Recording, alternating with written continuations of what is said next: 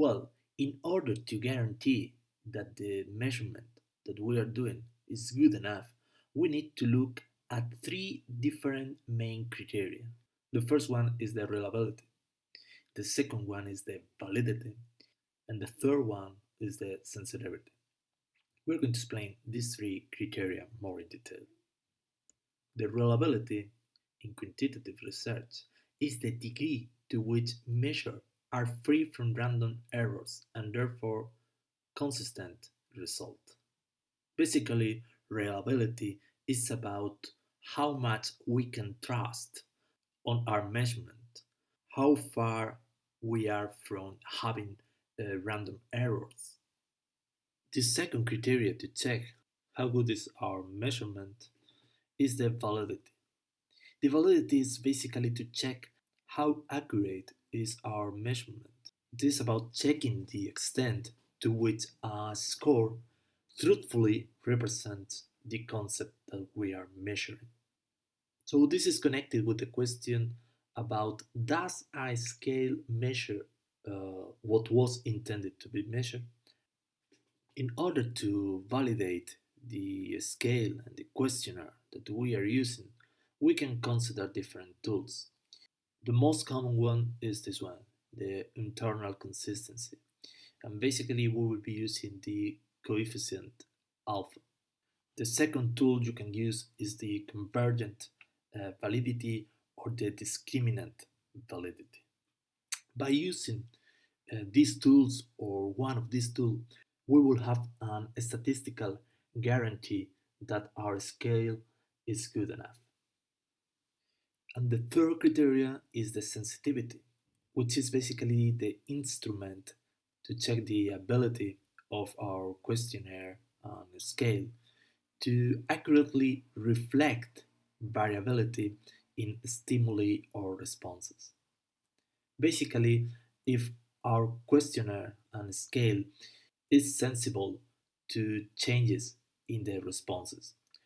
Generally, we can increase the sensitivity by adding more items or by adding more scale items in our questionnaire. So clearly, one of the main tasks that you will have to do if you are planning to use quantitative methods for your dissertation is to design a questionnaire. And here you have some key issues that you should consider when designing a questionnaire. The first one is about the content of the question, that obviously must be good enough to measure what we are aiming to measure. The second one is about the construction and presentation of each of the questions. Basically, that the questions are easy to understand and they are not confusing at all. The third aspect to consider is the order of the question.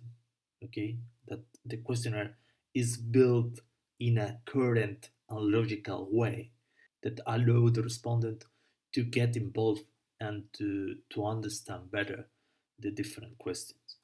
And the last one is the length of the questionnaire. A recommendation is not to have a very long questionnaire because the respondent can get tired of answering the question and stop answering even before ending the question. Keep in mind that most of the respondent that you will have will be volunteer. The other important aspect that you need to consider if you are planning to use quantitative method is the sampling, which is basically the population of the study. As we said before, in social science research, it's quite frequent that it's not possible to consider the entire population because it's too big.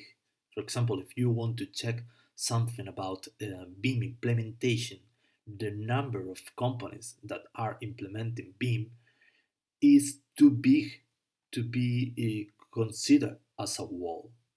So sampling helps to overcome this difficulty. The population of any study is all the individuals, items, units which are relevant to the study.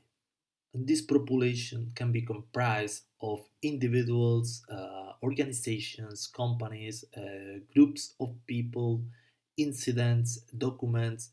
The population can be very different depending on the study. So here you can see graphically an example of sampling. Here you have a representation of each individual case or element, and we need to select a sample from this population. So the population comprises all the units, and the sample is a subset selected from the population. And we have different methods to select this subset to create our sample, which can be probability or not probability. Mainly the difference is if the selection of the items from the population is going to be random or is not going to be random. For example, we are going to follow a purposive selection. The probability sampling is much more common in quantitative research. And in simple random sampling, each member of the population has the same probability of being selected for inclusion in the sample. But in order to do that, the researcher needs to find a way to randomly select the member of the population. Finally, it's important that you know that a sampling frame is the list of elements from which a sample may be drawn, also called working population. It's also important to consider the errors that may arise when we are doing sampling, when we are selecting a sample from the entire population.